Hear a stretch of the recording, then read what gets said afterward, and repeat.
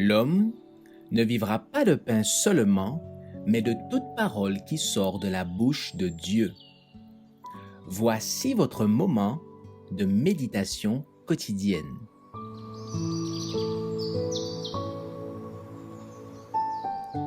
Maranatha. Le 2 décembre. Des personnages historiques présents au jugement. Je le jure par moi-même, tout genou fléchira devant moi, toute langue jurera par moi. Ésaïe 45, verset 23. Dans la foule des rachetés, parmi les apôtres du Christ, on remarque l'héroïque Paul, l'ardent Simon, Pierre, Jean, le disciple aimant et bien-aimé, leur fidèle converti, et avec eux l'immense cortège des martyrs. Mais en dehors des murailles, en compagnie d'êtres vils et abominables, on voit ceux qui les ont persécutés, emprisonnés et mis à mort. Néron, ce monstre de vice et de cruauté, contemple la joie et la gloire de ceux qu'il torturait autrefois et dans les souffrances desquelles il trouvait un plaisir satanique. Sa mère, qui est là aussi, peut voir que les défauts transmis à son fils et les passions encouragées et développées chez lui par son influence et son exemple ont eu pour résultat des crimes qui ont fait frémir le monde.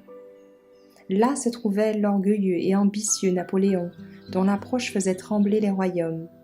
Là sont des prélats et des prêtres de Rome qui se disaient ambassadeurs de Christ et recouraient au chevalet, à la prison et au bûcher pour asservir les consciences des vrais disciples du Sauveur. Là se trouvent les orgueilleux pontifes qui se sont élevés au-dessus de Dieu et ont prétendu avoir droit de changer sa loi, de soi-disant pères de l'Église qui doivent maintenant rendre à Dieu un compte dont ils voudraient bien être dispensés. Constate, mais trop tard, que le Tout-Puissant est jaloux de sa loi et qu'il ne tiendra pas le coupable pour innocent. Il voit que Jésus-Christ identifie les intérêts avec ceux de ses enfants opprimés et ils sentent la force de ses paroles. Toutes les fois que vous avez fait ces choses à l'un de ses plus petits, de mes frères, c'est à moi que vous les avez faites.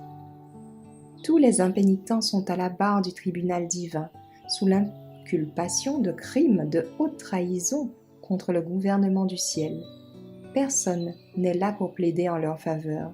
Ils sont sans excuse et la peine de mort éternelle est prononcée contre eux.